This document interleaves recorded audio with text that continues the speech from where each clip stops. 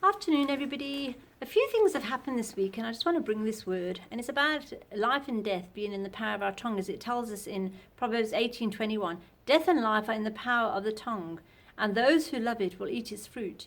And I want to read out of the New King James Version in the footnotes. It says here, a person's life largely reflects the fruit of his tongue. To speak life is to speak God's perspective on any issue of life. To speak death is to declare life's negatives, to declare defeat or complain constantly. So how are we speaking? And so many people are going out there and speaking bad over other people and putting each other down. With it, we can build up or we can tear down. And that is the power of our words. And we know when we belong to the Lord that the weapon of our words is powerful to fight against any principality and power. And I want to read out of the book of James. And it says here in verse from chapter 3 verse 8, but no man can tame the tongue. It is an unruly evil, full of deadly poison. With it we bless our God, our Father, and with it we curse men who have been made in the similitude of God.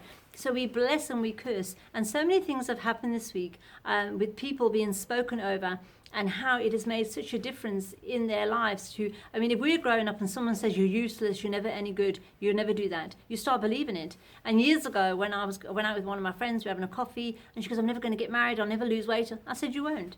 How can you say that? I said, because you're speaking it over yourself. You're saying you are never going to get married. You're saying you're never going to lose weight. So you're telling yourself, so you're actually speaking it over. Change what you say and start changing and speaking. I am going to do this. I can do all things through Christ who strengthens me.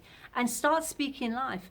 And this week I've been listening to Nick Vujicic, he's the author of Life Without Limits. And he has got no arms and no legs. And I've been listening to his book on audio, Unstoppable. And he shares about how he was bullied at school, and none of his friends were standing up for him. They could see that he was being bullied, but nobody stood up for him. So he actually went to the guy after a couple of weeks, and he said, hey, why are you speaking to me like this? He says, oh, what's the matter, dude? He didn't even realize it had affected him so badly, but he had to go up, and that guy stopped from there on. Some of them do it purposely. Sometimes people don't even know what they say. They just say things and they don't even realize the effects. There's that thing that sticks and stones may break my bones, but words will never hurt me. It's not. Sticks and stones may break your bones, but the words can break your heart and they can destroy you. They're words, the power of words. So I just want to encourage you today. As I was listening to Nick, he was just saying there's so much bullying going on. And I don't think it's just bullying in school over children. It's bullying in relationships with a husband and wife. It can be terrible what people speak over each other, and death and life is in the power of the tongue. So I just want to encourage everyone today, just as I'm encouraging myself. Like years ago, I was washing the dishes and my daughter started raising her voice to me, and I said, Shanae, how are you speaking to me? And the Holy Spirit convicted me. How are you speaking to her? And I had to start changing how I was speaking to her, not to raise my voice. Even though I was the mother, doesn't mean to say I'm always right. And when we ask God to show us any errors of our ways, he does. And he sends the Holy Spirit to heal, to convict, to restore, to teach, to guide us, to do everything. And we learn daily. So I just want to share that today, because as Nick was saying, you bully and you're speaking. So many children and people commit suicides because they believe they're no good.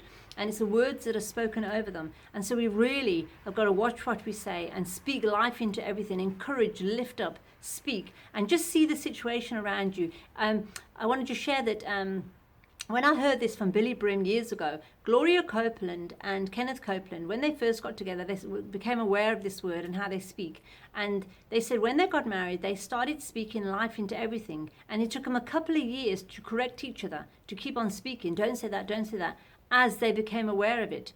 And they said, Gloria was saying, so much so that their children never got sick because they spoke life into everything. They started learning that life and death was in the power of the tongue, and they had to continually speak life.